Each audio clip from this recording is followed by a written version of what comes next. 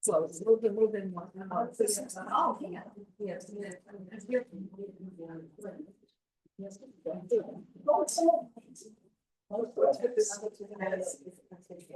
Okay, good evening to all of you, and welcome to tonight's CBY Adult Education Program. Before I introduce our speaker,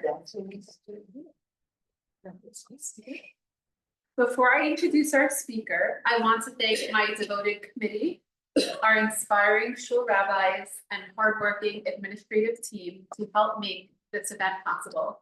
Of course, thank you to Ari for always stepping in to help us with tech support and all the enthusiasm. It is a distinct honor for me to be introducing tonight's speaker, partly because of her scholarship and erudite teaching, also because she is my very dear friend. When we heard that Dr. Schick would be visiting the States this month from Israel, we saw a learning opportunity for our shul community that we simply could not pass up. Dr. Schick has a unique gift of bringing elegance along with keen intuition to detecting patterns in rabbinic literature and intriguing dynamic questions and conversations about its concepts and their relevance to our daily lives. Dr. Schick has an impressive teaching background as lecturer of rabbinic literature at Bar-Ilan University and teacher of Talmud and Halacha for Drisha Institute in New York. She has also taught at MMY, including many sisters and daughters of our shul members, who are her very, very proud students. Dr. Schick has her PhD in Talmud from the Bernard Revel Graduate School, where she was the first woman to earn that degree and studied for several years in GPATs. She is the author of Intention in Talmudic Law Between Thought and Deed, and her second book on women in rabbinic law and narrative is forthcoming from Brandeis University Press. Tonight's topic is a timely, sensitive, and important one: to bring them home. Pidyom Shvuyim in Halakhic thought through the ages. Please join me in warmly welcoming Dr. Shana.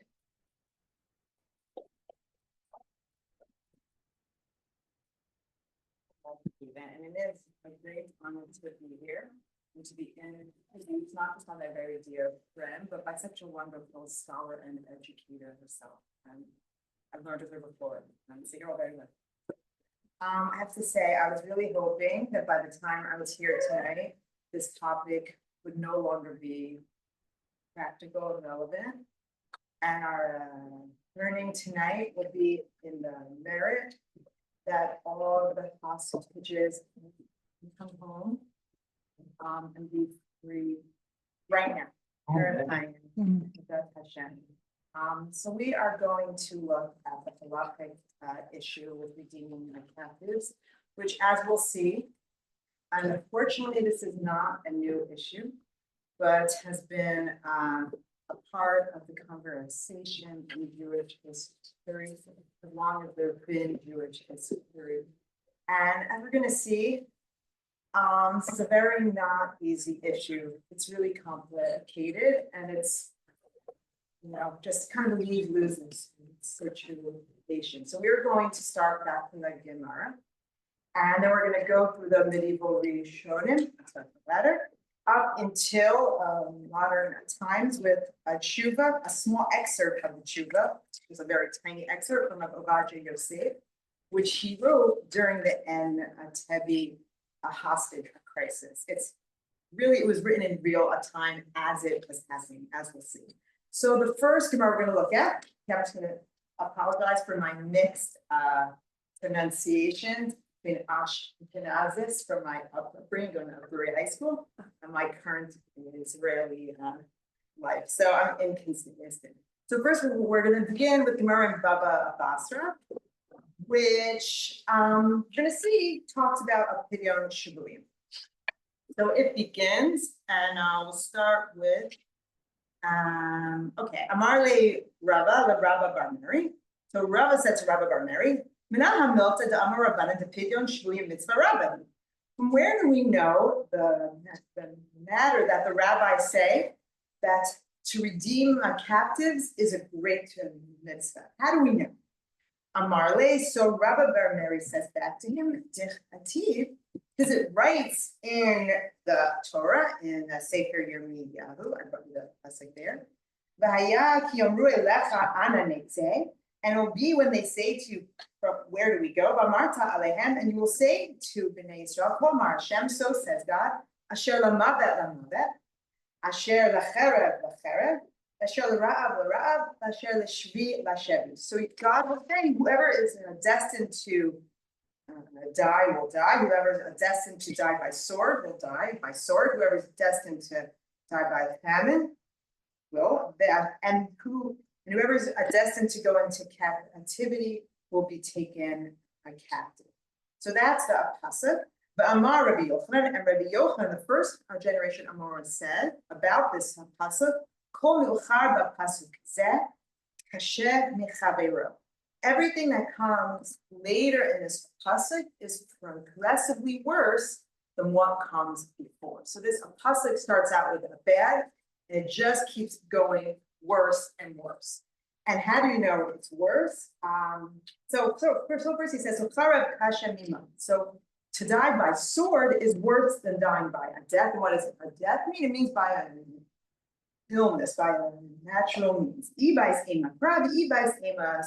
How do you know it's worse to die by sword than by illness? Either you know it from you know both from a pasuk, from the biblical verse, and you know it by logical inference. So what's the logical inference? How come involved? Someone who dies by a sword, their body is created, whereas if by illness, their body at least remains whole. Then it brings a pasuk to prove it as well. Precious in the eyes of God is the death of the righteous ones. Okay, so from this, it proved that to die by sword is worse than a natural death of illness. And so that was the second thing in the pasuk. Now it goes to the third. The third form of death in the verse, Rav Hashem Mechar. Famine, starvation is worse than dying by sword. Again, either you know this from logic, why? Why is it worse? Why is famine or starvation worse than sword? One involves prolonged suffering, or at least the sword is fast, right? That's why they invented the guillotine. It's fast, right?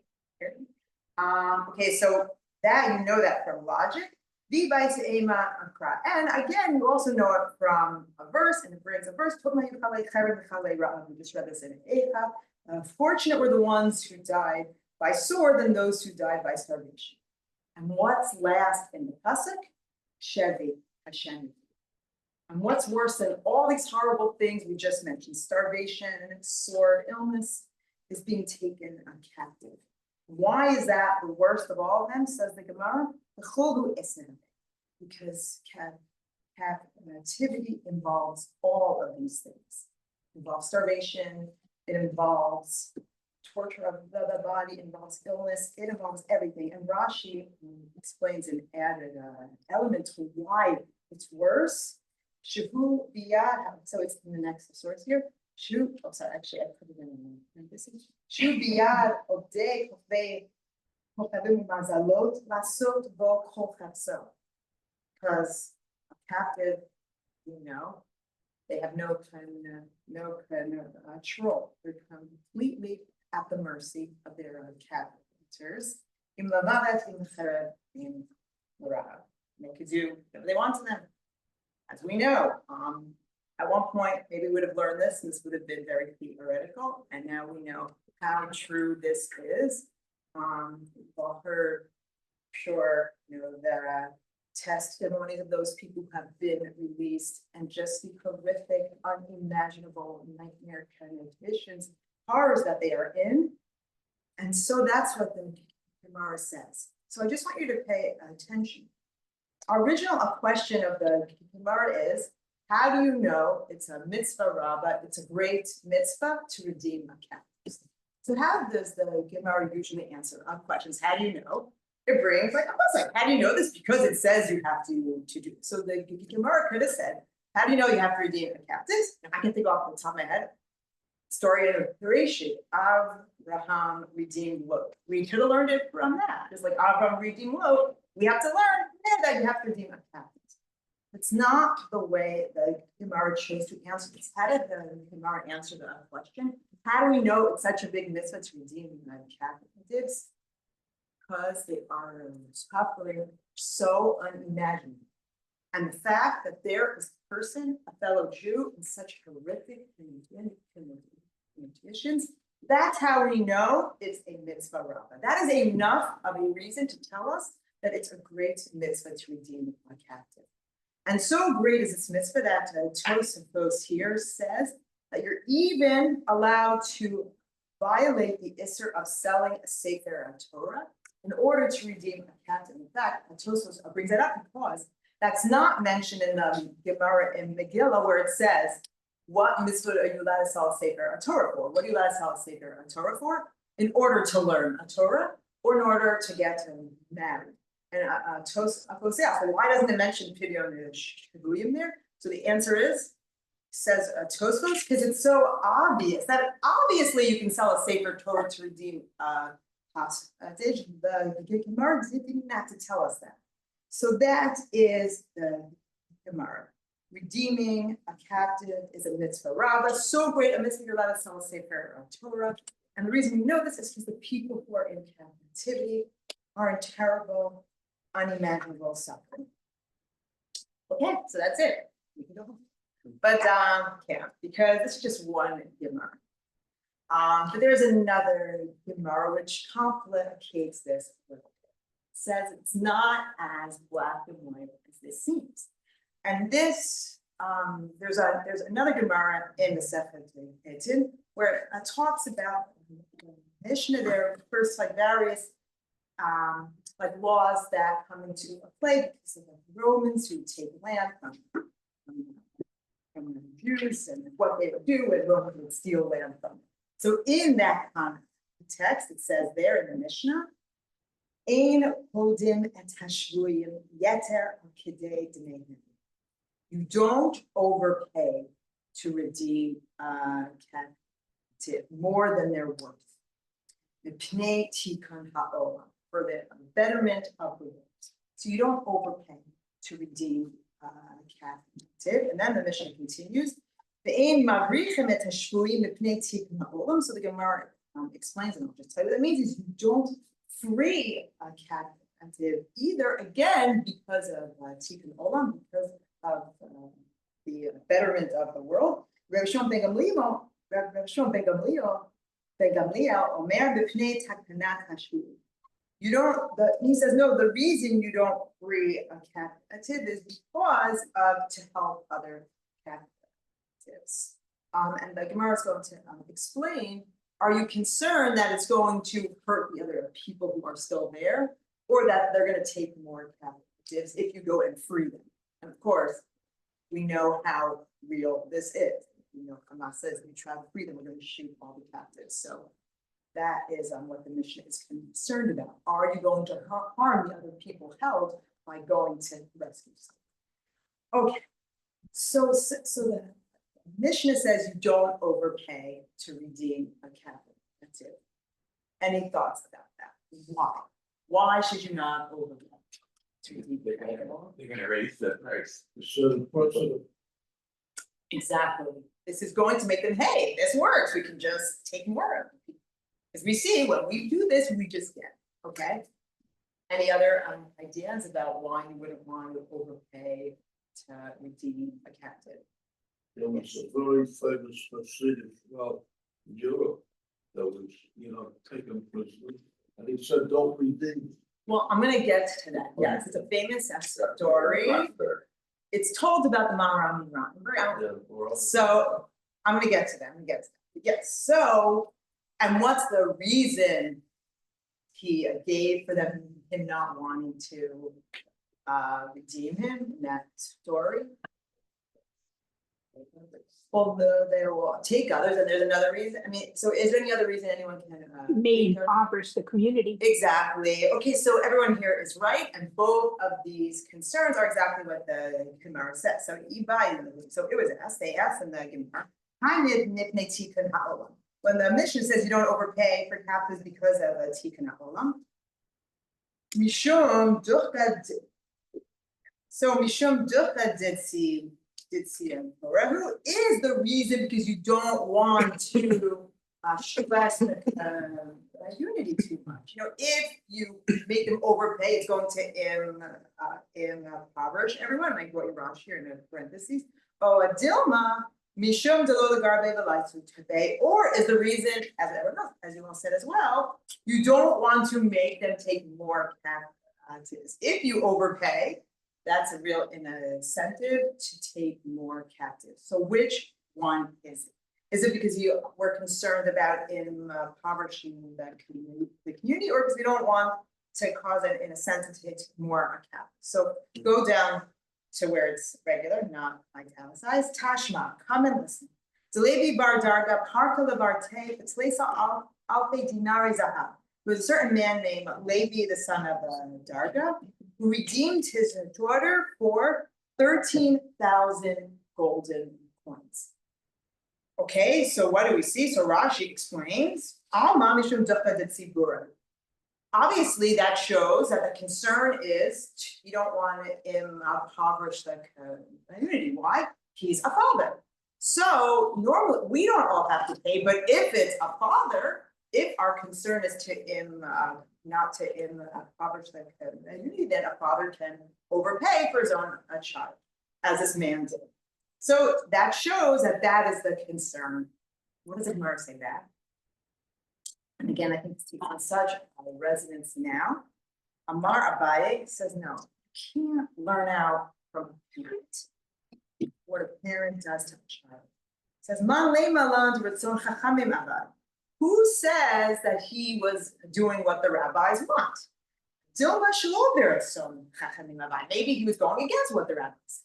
Now, like 3 years ago, I would have thought, you know, he's casting a judgment on the father. You know, this guy just didn't care about halacha, so we can't learn from Levi bar Darga.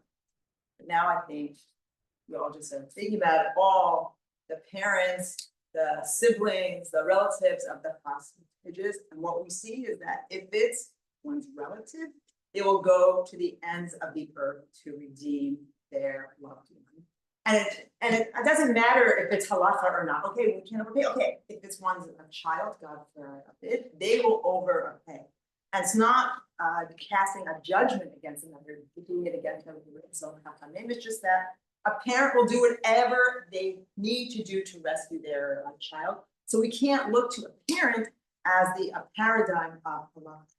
He's not saying what he did is wrong. He doesn't care about halacha, but when it's one's child, they will do whatever they have to do to free their child. So we can't learn from Levi bar Darga the fact that he overpaid to redeem his daughter, what the reason for not overpaying is.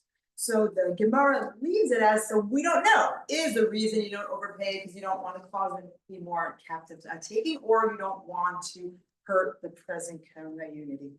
And then the Gemara just finishes about why you don't, or how do under what conditions do you not rescue captive?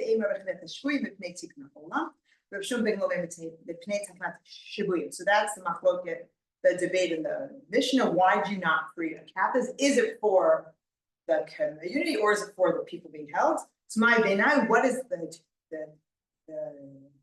difference between these two opinions? The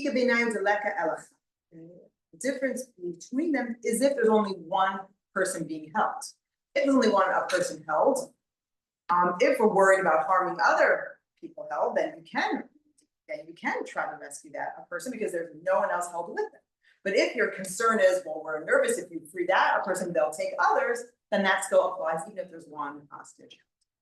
So that's this Gemara. So we see we have these two kind of conflicting, competing Gemaras. On the one hand, mitzvah rabbah, this is the greatest mitzvah one can do to get someone out of horrific suffering. On the other hand, there's a concern if to overdo it. We don't want to harm other people. We don't want it to cause it to be more horrific as ditches are taken. We don't want to harm the community. So we have this challenge. We have this struggle between the Gemaras. And when we go to the time after the Gemaras, to the medieval Rishonim, we see how they dealt with this conflict between the sugyot. We actually see that there's a divide between Ashkenaz and Sepharad. So the Ashkenazim, beginning with the Tosfot, they take these two conflicting Gemaras and they really go in favor of mitzvah rabbah. When it says not to, they're going to poke holes in the times that you don't have to. Tosfos and it's in here on this sugi where it says not to overpay. So it brings a few Gemara which poke holes in this fact that you don't overpay. So the first one is a Mishnah in Ketubot, which actually brings a machloket about whether a husband must overpay for his wife or not if she gets taken captive. So the first view of the Mishnah, the Tana Kama says, Tosfos, I'll quote it, Nishpe v'mibaksh memena ala sarab b'dameh, harishon hapodeh. So the Tana Kama, the first opinion of the Mishnah says that if a woman's taken captive and her captors ask her 10 times her value, the first opinion of the Mishnah says a husband has to redeem her. Rabbi Shimon ben Gamaliel again says, no, you don't have to. Now, of course, you might wonder, of course, a husband needs to redeem his wife. You don't want that. I don't know. I just think, have you ever seen the movie Ruthless of People? I think my insanity sure said Danny DeVito. Yeah. So someone kidnaps her because they're mad at Danny DeVito. He's hired her. He's happy that she gets kidnapped. So, anyways, so this Mishnah would say no. So that's the machloket in the Mishnah. And Tosfos says, we'll see the fact that the first view says a man has to pay 10 times his wife's value shows that that's how we hold. So wait a minute, I thought we just said you don't overpay. So Tosfos says, okay, so we found our first hole in the you don't overpay. What's the first hole? Tosfos says, ish ato. The last two lines there, one's wife is different. Even though you don't usually overpay, if it's one's wife, you do overpay. And why is one's wife different? Sorry? Paying out for the wife.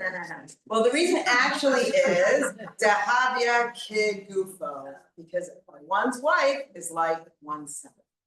And you are allowed to overpay to save yourself. That's Tosfos' answer.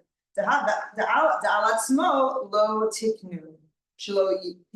There was never a decree made against overpaying to save yourself. So just like you can overpay to save yourself, you have to overpay to save your wife as well, because ishto can gufo. So that is the first exception. You see, I mean, okay, so number one. Now Tosfos brings another Gemara, which again pokes hole in this, you don't overpay. And that is a story in the 7th Pidyom, Nunchet Amud Aleph, which is what's known as Agadat Korban. It brings a whole bunch of agadot related to the destruction of the Beit HaMikdash and the Bar Kokhba rebellion. So many of the famous stories that we know about like Kamsa and Bar Kamsa, Titus destroying the Beit HaMikdash comes from this Agadic luster. So here it brings the following. So that's the next source after Tosfos. Tanu Rabbanan, our rabbis taught, Masei b'Rebbe Yeshua ben Hananya shalach lekrach kadol shebaroni. So there's a certain incident where Rebbe Yeshua ben Hananya, he went to a big village in Rome, Amrulo, and they told him, Tinok echad yesh b'beit ha'asurim. There's a child who's being held in prison. יפה עיניים וטוב רואה ופצעותיו סביבו לא טלטלים. He has beautiful eyes, curls, just a precious child. הלך ועמד על פתח בית האסורים. So Rabbi Yeshua ben Hanania went and he stood by the petach, the entrance of the jail, and Amar, and he said, Minatam Mishisa Yaakov Yisrael Levozazim, who has given Yaakov to the predators and Israel to people who spoil them. And now Toti Nofa Amar, that same child said, Hello Hashem, Zo Hatanu Lo, Lo Avo B'Drachav, Halo Lo Shamo B'Torato. He says, no, we can't be mad at Hashem, because everything that's happened to us is because we have sinned. That's what this child said.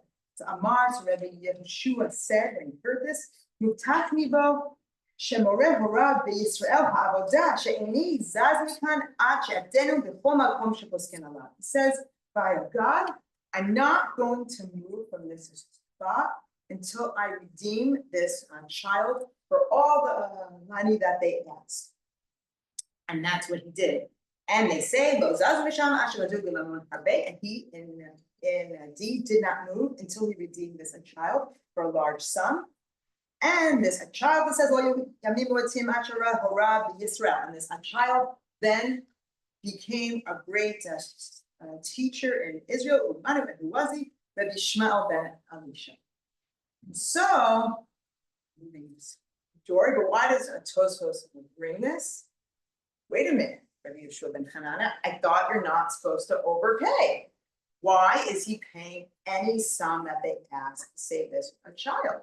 What about our Mishnah, which says you don't overpay? Now, of course, could you say maybe this is before the Takana? It says earlier than the Mishnah. That's not what Tosfos says. So Tosfos learns from here yet another hole to the not overpaying. And what's the answer of Tosfos here? They give two answers. Either not overpaying didn't apply here. Why? Because this a child exactly was going to be a real Talmud Chacham. So you don't overpay unless it's Talmud Chacham. Inami. Or Tosfos brings another reason for why Rabbi Shua ben Chananya overpaid.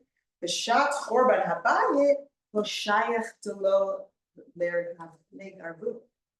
When it's a time of the Chorban, the destruction of the Beit HaMikdash, this whole concern that you're going to make them take more hostages is not relevant. Why? Because they're going to take any. You overpaying for one person is not going to make them take more people. They already are going to take them. That's what they do. That's what the Romans do. They just take captives. So whether you overpay or not, you're not going to make them take more captives. They're going to take them anyways. And in the same daf, Tosfos brings yet another answer for why this case was different. He says, and I brought it in the chart there, and it's in the Tosfos underneath the chart. Ki ika sakanat nefashot kodim shvuyim yoter apidei demei. Whenever there's a risk to a person's life, then all bets are off. You must overpay. Now, what can you say back to Tosfos? Yeah, that's exactly why it's mitzvah rava. Every time someone's taking a captive, that's what the Gemara said. It's always horrible. They're always in a life threatening situation. The Ramban asked that on this Tosfos, and therefore the Ramban from Spain does not agree with it. The Even the Yam Shalash Shlomo say, no, not all captives are equal. Some just want money, they don't want to kill the person. So that's when that's kind of applies, and that's what Tosfos would say. So what's the upshot? What's the view of the Tosfos? You don't overpay, except if it's one's wife and one myself. If it's a Talmud Chacham, if it's a time when they're going to be taking a hostages anyway, so whether you overpay or not, that's not going to stop them or make them do it more. And when the captive's life is in danger. So really limits the times that one does not overpay for and indeed, as it was said, it's a famous story of the Maharam of the Rothenburg. He was taken captive by the French government, and he died there as well. Now, this very famous account, which a lot of people have heard of, that he said, "Do not redeem." Now, the earliest reference to that is actually not from his lifetime. The first account of that is only found by Rebbe Shlomo Gloria around over 100 years later. That's the first account that we have of that. And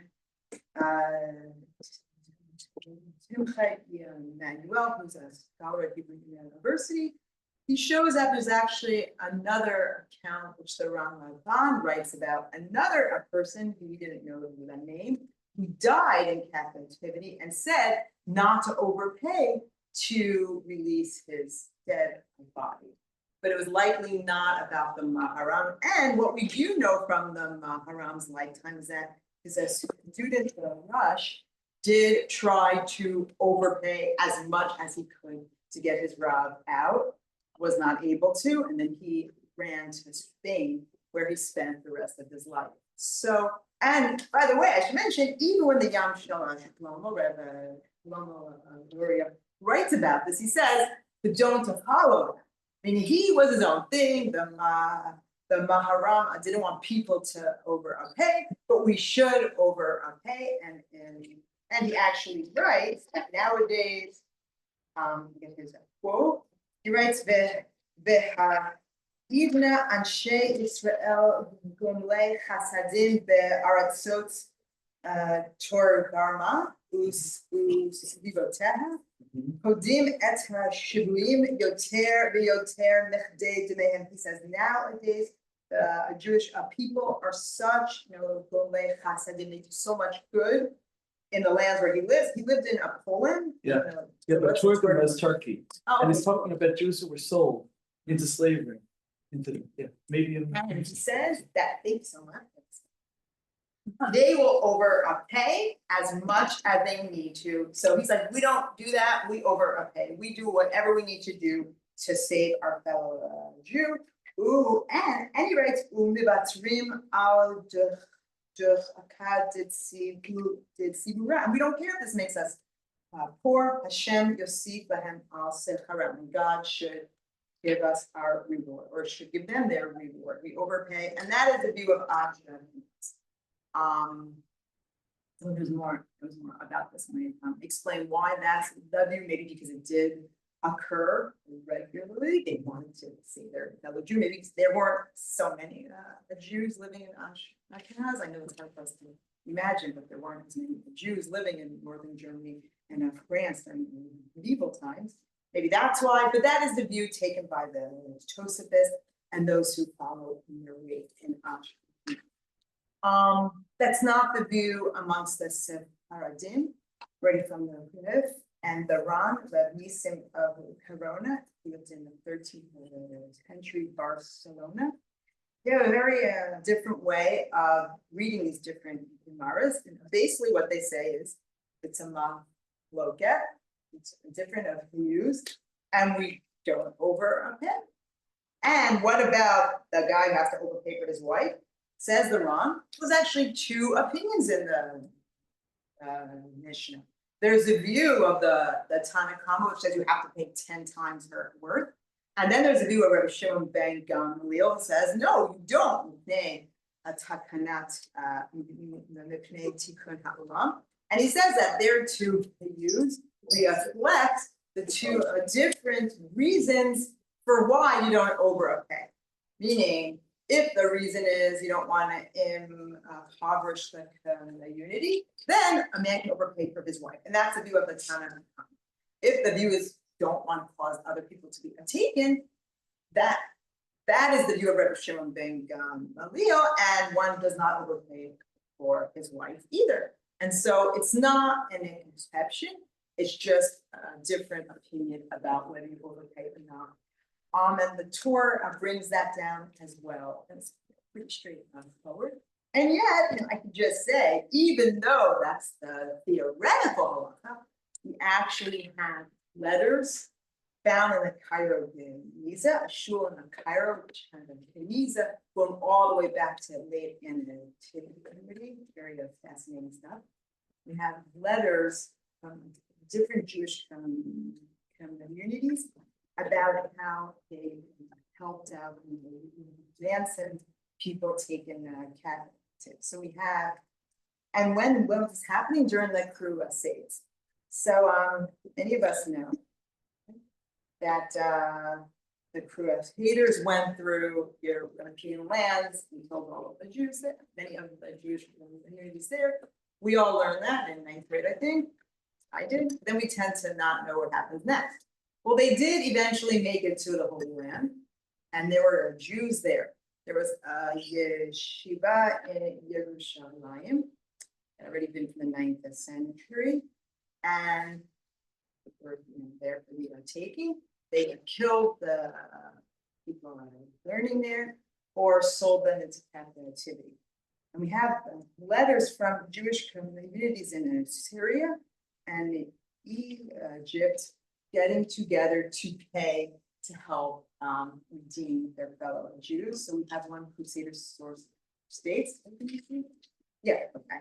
And when we heard this, we and all our congregation, that a large group had been captured, we stopped and put our whole souls into collecting and gathering a great sum of money and a large troop to redeem our brothers from the land of their spoilers. And we had collected about 5,000 dinars in all and ransomed about 200 of them.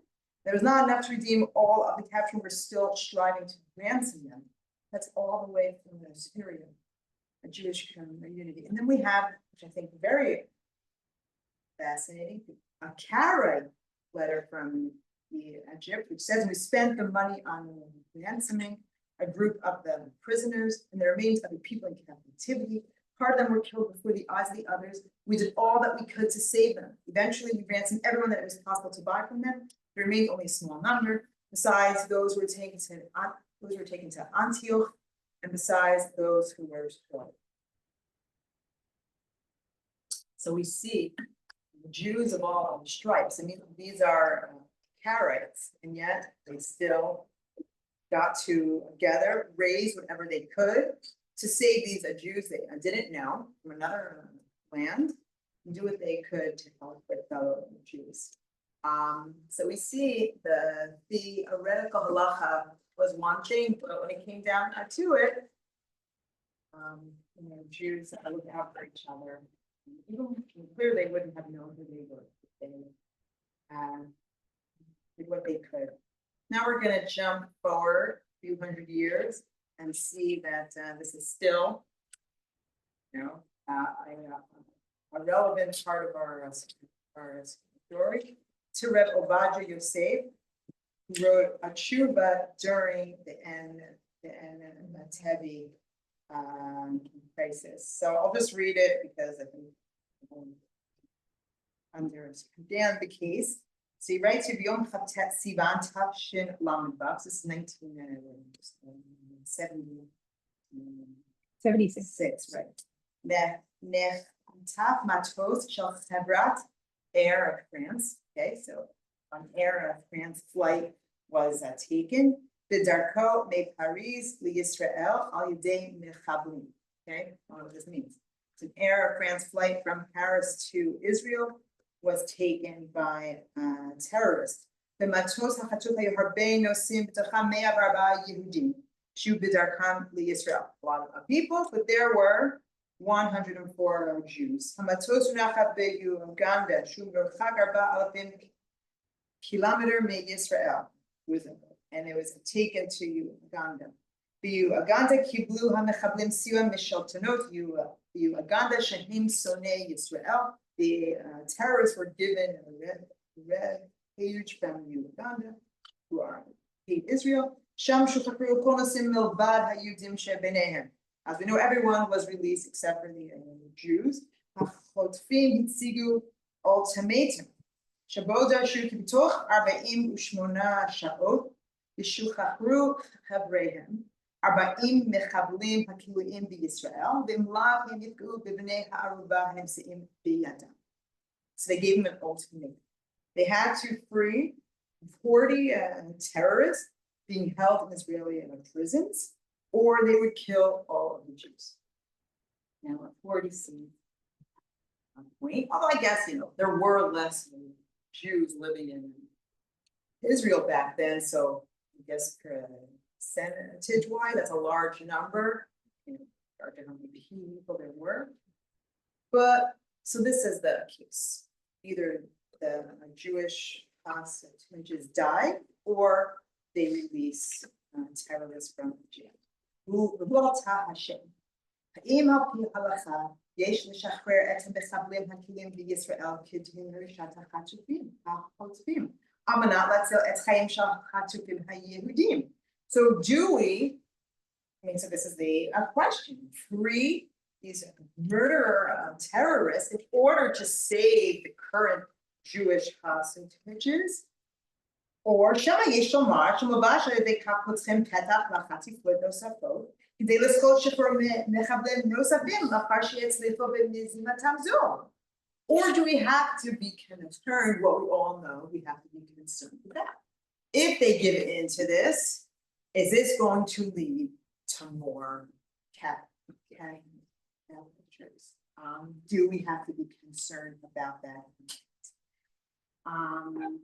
And he says, ועוד ישלחו שקרוב לוודאי שמחבלים שישלחו מקלם, ינסו לחתור למדינת ישראל ולהרוג ולצלוח אנשים השם היטב. And we know these are not nice people being released.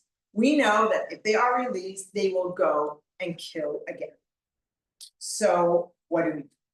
That's the question. And he goes through a lot. This is like a 30-page tshuva that I have given to you just a little bit. And I should just say, he was writing this in actual real time, so much so that down below he writes, oh, great news, everything worked out, we didn't have to do anything. And then he goes on to whether you're allowed to do the rescue mission on a Shabbos or not. But before he got to that, everything worked out, good news, he goes through everything we have seen. And I'll just give you a shot, is that he says, look, right now, there are people held, and they're going to die. That's a kada. They're in a clear and present danger. The people you release, they might go and kill, but that is not now. And you also don't know. It's a tough. Maybe they won't.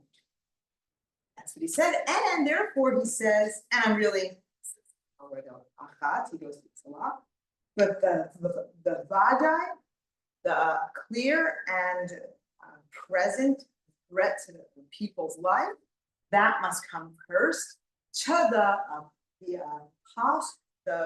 the possible threats that may happen in the future. And that's his plea.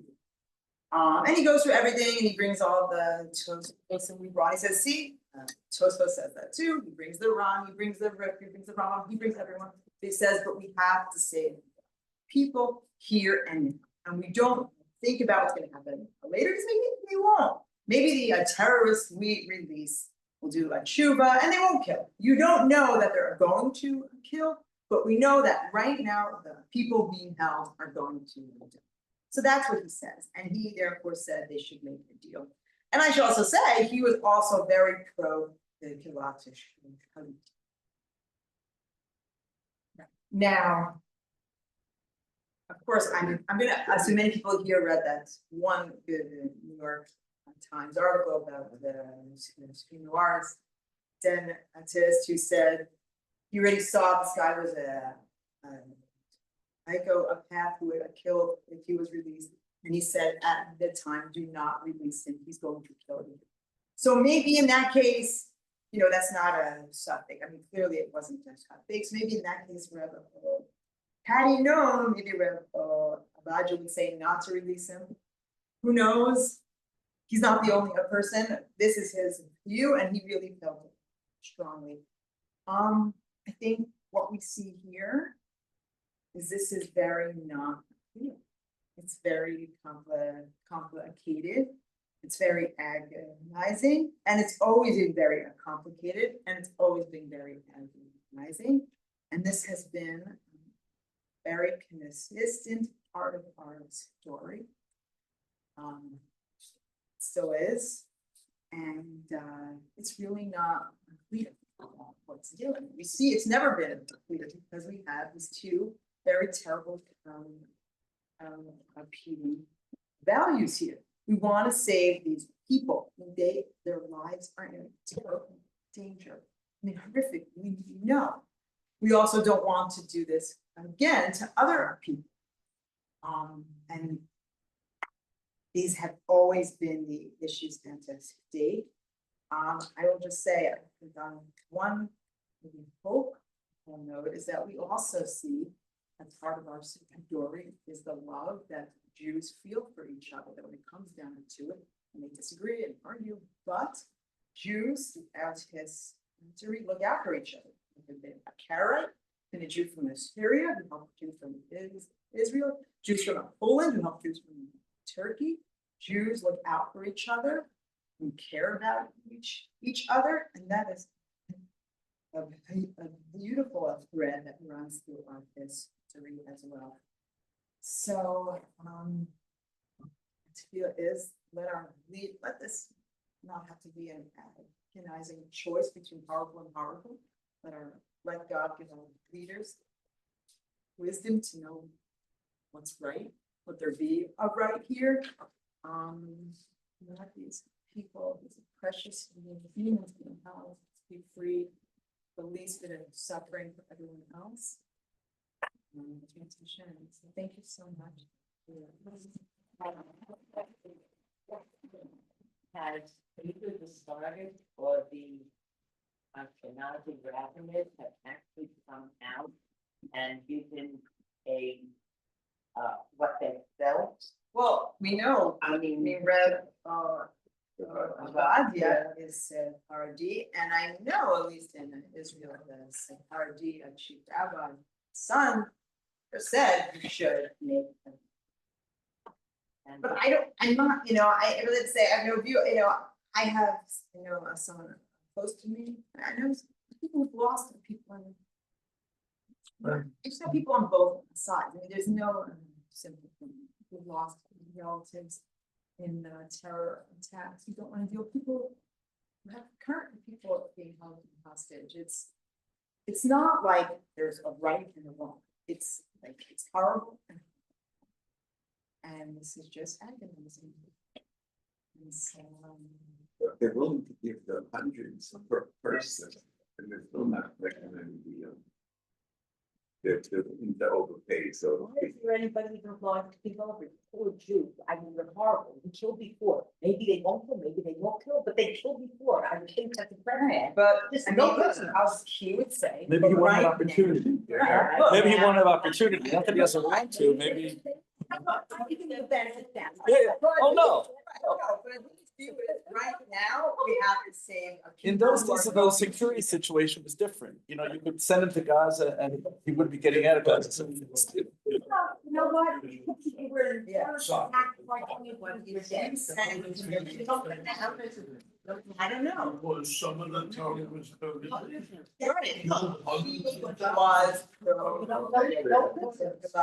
Then there's no. I don't know if that's. My daughter said he's very well.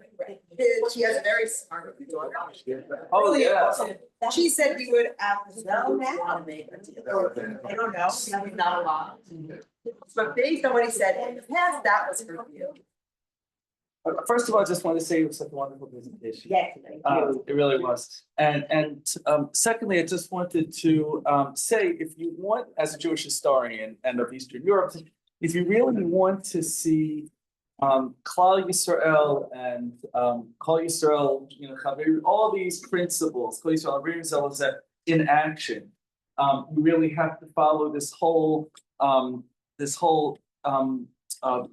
situation of Pidyom Shvuyim throughout the ages, because especially the one that we were talking about, Poland and Turkey. There's a book by Adam Teller, who's about the Chmielnicki massacres and the aftermath. And it's all about how literally, we're talking about middle of the 17th century. And you can imagine what communication was like then. And you have suddenly thousands of captives sold by the Cossacks and into slavery and land in the markets in Turkey, in the Ottoman Empire. And you have the Jewish communities doing everything they can to ransom them and to save them. And it's, truly Klal Yisrael in action. And, that's, Today too, I mean, it's. Yeah. People go here, Israel. See, everyone has Just the one last thing I wanted to say was that we have to know also that it's our greatest strength. And unfortunately, it's not a weakness internally, it's a weakness because our good is exploited by our enemies, by the evil of our enemies. And in this latest, I was just reading today a piece that talked about this latest, not the latest, but another one came out today, I think, but the one on Fishabah, where he was forced to dig his grave. And in it, he said he was told, and he was saying, I was saying what his pastor told him to say, you've never let anybody, any man behind in the past, why are you letting me behind now? So Hamas put that in his mouth because they knew that would play the heartstrings. And they've been playing it psychologically, Israel and the Jews at like a fiddle, because they know that this is our soft spot, because we love our people so much, we'll do anything to get them. So let's see. Is there anything in the Gemara talking about